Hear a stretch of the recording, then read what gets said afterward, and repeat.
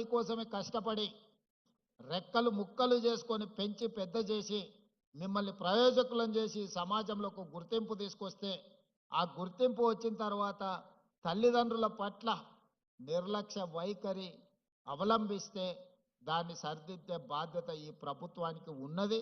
తప్పకుండా దాన్ని సరిదిద్దుతామని కూడా నేను ఈ వేదిక మీద నుంచి చెప్పదలుచుకున్నాను. దానికి సంబంధించి కూడా చట్టాన్ని సవరించి ఈరోజు తప్పకుండా ఈ రకమైన చర్యలు చేపడతాం. అదేవిధంగా 100% తెలంగాణ రాష్ట్రంలో ఉన్న ప్రతి ఒక్కరికి వైద్యాన్ని అందించాలనేదే మా ఉద్దేశం. ఇంతకుముందు మిత్రులు దామోదర్ రాజనరసింహ గారు తలసేమియా గురించి ఇతర పరీక్షల గురించి కొన్ని సూచనలు చేసిండ్రు. రాబోయే రోజుల్లో రేపటి బడ్జెట్ సమావేశాలలో హెల్త్ పాలసీ తీసుకొచ్చి ఈ రాష్ట్రంలో ఉండే ప్రతి పౌరుడికి 100% ప్రభుత్వం వైపు నుంచి వైద్యాన్ని అందించే విధంగా ప్రణాళికలు సిద్ధం చేస్తున్నాం. హాస్పిటల్కి వెళ్తే ఆస్తులు అన్నీ అమ్ముకునే పరిస్థితులు ఈరోజు మనం చూస్తున్నాం. అందుకే ప్రభుత్వం మీ అందరి పట్ల మానవీయ కోణంతో వ్యవహరించడమే కాకుండా మానవత్వంతో తీసుకునే నిర్ణయాలు మీ జీవితాలలో వెలుగును నింపబోతున్నాయి. తెలంగాణ రాష్ట్రం ఏ లక్ష్యం కోసం సాధించుకున్నామో తెలంగాణ సమాజం స్వేచ్ఛను కోరుకుంటుంది. తెలంగాణ సమాజం సామాజిక న్యాయం కోరుకుంటుంది. తెలంగాణ సమాజం సమానమైన అవకాశాలను కోరుకుంటుంది.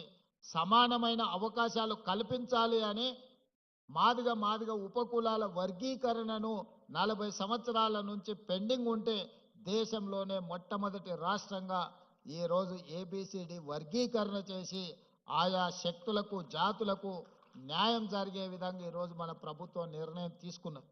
తాత్కాలికంగా కొన్ని వర్గాలలో కొంత అసంతృప్తి ఉన్నా దీర్ఘకాలికంగా ఈ వర్గాలన్నీ కలిసి ఉండే అవకాశం ఉంటుంది. ఈరోజు వర్గీకరణ జరిగింది కాబట్టి కొంత కోపతాపాలు ఉన్న భవిష్యత్తులో ఒకరి మీద ఒకరికి అపోహలు తొలగిపోయి వాళ్ళందరూ కలిసి ఉండడానికి అవకాశం ఉంటుంది. అదేవిధంగా 100 సంవత్సరాల నుంచి జనగణన జరుగుతుంది కానీ కులగణన జరగలేదు. బ్రిటిష్ పరిపాలనలో కులగణన జరిగింది. మళ్ళీ 100 సంవత్సరాల తర్వాత మొట్టమొదటిసారి తెలంగాణ రాష్ట్రంలో జనగణనతో పాటు కులగణన చేసి ఎవరు ఎంతమంది ఉన్నారో వాళ్ళ దామాషా ప్రకారం వాళ్ళకు నిధులను ఇవ్వాలి, ప్రభుత్వ పరంగా అవకాశాలు ఇవ్వాలి అని ఈరోజు కులగణను కూడా పూర్తి చేసి వాళ్లకు రాజకీయంగా విద్య వైద్యంలో ఉద్యోగ ఉపాధి అవకాశాలతో పాటు రాజకీయ అవకాశాలు కూడా కల్పించాలని మన ప్రభుత్వము ఈరోజు సమగ్ర కుటుంబ సర్వే పూర్తిగా చేసి ఈరోజు సిపెక్ సర్వే ద్వారా డేటా యాక్యురేట్గా ఈరోజు మన రాష్ట్ర ప్రభుత్వం డిప్యూటీ సీఎం ఉప ముఖ్యమంత్రి గారు బట్టి విక్రమార్క గారి నేతృత్వంలో మన ప్లానింగ్ డిపార్ట్మెంట్ సిపెక్ సర్వే చేసి ఈరోజు తెలంగాణ రాష్ట్రం మొదటి రాష్ట్రంగా నిలబడ్డది. 2026 సంవత్సరంలో కేంద్ర ప్రభుత్వం చేయబోయే జనగణన ఈరోజు తెలంగాణ రాష్ట్రం మోడల్నే కాపీ కొట్టి సేమ్ ఏ విధంగా అయితే పోయిన సంవత్సరం తెలంగాణ రాష్ట్రంలో జనగణన కులగణన చేసినామో ఈరోజు కేంద్ర ప్రభుత్వం యాజ్ ఇట్ ఈస్ తెలంగాణ రాష్ట్రం ఏ ప్రక్రియను అవలంబించిందో ఈరోజు కేంద్ర ప్రభుత్వం తొందరలోనే జనగణనలో కులగణనను కూడా చేర్చి ఆ ప్రక్రియ ప్రారంభించబోతుంది. తెలంగాణ రాష్ట్ర ప్రభుత్వం గర్వంగా చెప్పుకుంటుంది, మేము అమలు చేసిన విధానాన్నే ఈరోజు కేంద్ర ప్రభుత్వం తప్పని పరిస్థితుల్లో మా ఒత్తిడికి కేంద్ర ప్రభుత్వం తలవొగ్గి ఈరోజు అదే విధానాన్ని తీసుకురాబోతుంది. దేశానికి మొత్తం తెలంగాణ రాష్ట్రం ఈ విషయంలో ఆదర్శంగా నిలబడ్డదని నేను ఈ వేదిక మీద నుంచి చెప్పదలుచుకున్నాను. అందుకే మిత్రులారా, సమస్యలు అన్ని పరిష్కారమైనాయని నేను చెప్పను. 2 సంవత్సరాల్లోనే అన్ని పరిష్కరించినాం, అద్భుతాలు చేసినామని కూడా నేను చెప్పను. కానీ ఉన్న సమస్యల్ని పరిష్కరించడానికి అవసరమైన ప్రణాళికల్ని మన ప్రభుత్వం రచించుకుంటుంది. సమస్యలు ఉన్న వాళ్ళతో చర్చించి వాళ్ళ వైపు నుంచి పరిష్కారానికి అవసరమైన సూచనలు తీసుకొని మా ప్రభుత్వం ముందుకు వెళ్తుంది. మా ప్రభుత్వం ప్రజల నుంచి వచ్చిన ఆలోచనల్ని అందిపుచ్చుకొని ప్రజలు అందించే సలహా సూచనల్ని తీసుకొని పరిపాలన కొనసాగిస్తున్నాం. అందుకే ఇది ప్రజాపాలన, పేద ప్రజలకు అందుబాటులో ఉండే పాలన. ఈరోజు ఇక్కడ ఇంతమంది ఉన్నారు.